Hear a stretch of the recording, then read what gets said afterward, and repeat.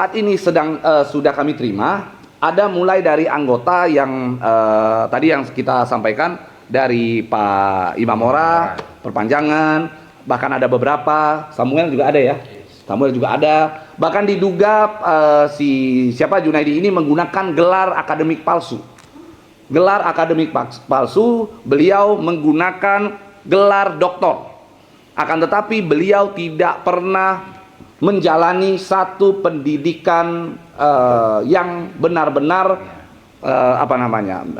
pendidikan formal doktor begitu. Dan beliau mendapatkan gelar doktor itu dari seseorang yang bernama Profesor Dr. Pangeran Muhammad Soleh Ridwan. Yang mana orang tersebut, kalau teman-teman ingat, orang tersebut sempat viral memberikan gelar doktor juga kepada rekan kami, sahabat kami, Raffi Ahmad. Dan ternyata setelah kita melakukan pengecekan, universitas itu tidak terdaftar di Dikti. Dan bahkan universitasnya yang ada katanya di Thailand, kami sudah cek juga, adalah bodong alias palsu. Oke?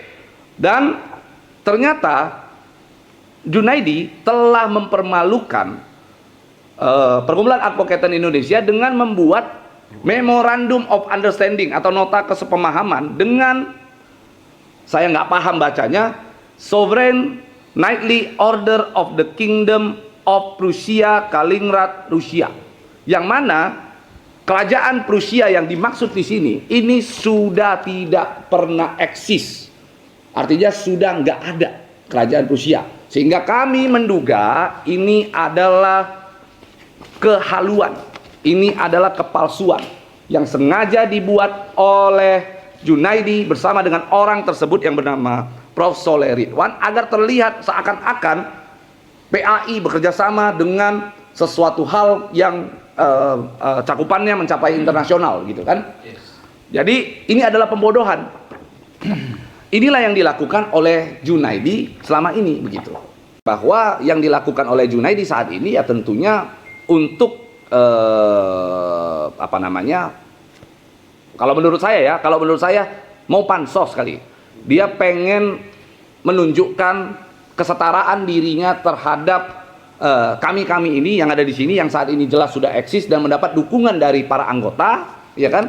Mungkin seakan-akan ketika dia nantinya melaporkan kami begitu ya, baru dia akan menunjukkan kepada anggota-anggota bahwa saya sudah melaporkan Pablo dan kawan-kawan, seakan-akan seperti itu. Tapi yang jelas itu adalah satu perbuatan yang pansos begitu, sehingga kami harap begitu ya, untuk Bareskrim terima sajalah laporannya, karena kalau nanti tidak diterima, mereka pasti nanti akan ke Polda Jawa Barat, dan saya agak jauh kan kalau ke Polda Jawa Barat. Jadi mending di Bareskrim biar deket gitu.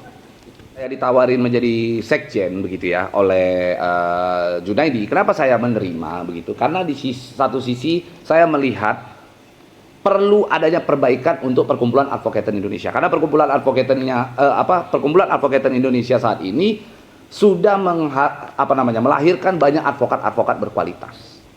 Sehingga sangat disayangkan jika manajemen daripada organisasi tersebut tidak dilaksanakan dengan maksimal dan tidak dilaksanakan dengan baik.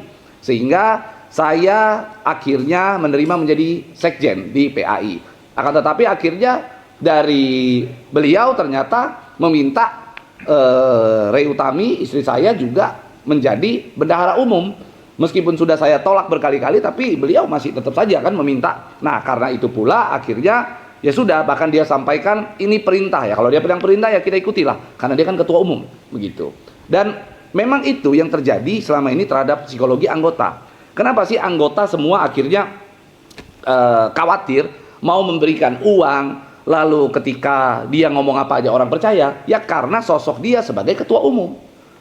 Sosok dia sebagai ketua umum, dia selalu kerap mengancam-ngancam orang, seakan-akan dia bisa melakukan pemecatan, lalu pencabutan atau pembekuan berita acara sumpah advokat.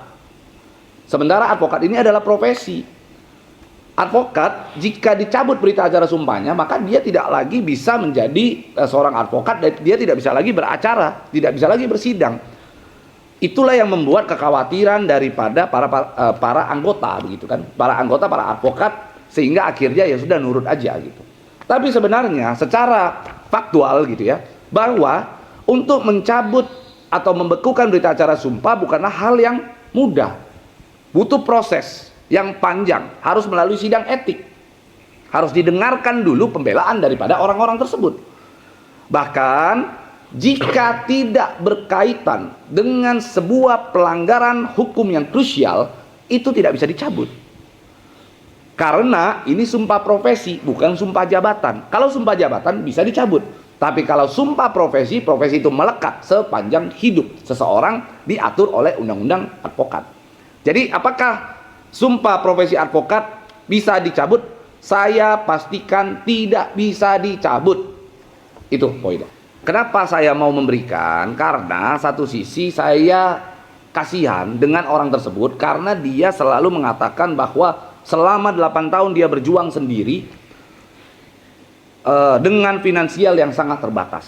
Kenapa saya akhirnya mau melakukan itu? Ya karena kasihan, unsurnya kasihan, dan saya melihat semangat dari para anggota advokat yang ada di PAI gitu ya, sangat bersemangat. Sayang sekali kalau manajemen tidak dilakukan dengan baik. Dan untuk meningkatkan marwah dan tidak lagi agar ketua umum mengulang meminta-minta uang, ya saya berikan aja uang kepada Junaidi, mungkin untuk dia merasa tercukupi, itu kan. Tapi kan ternyata tidak cukup, akhirnya minta-minta lagi kepada anggota.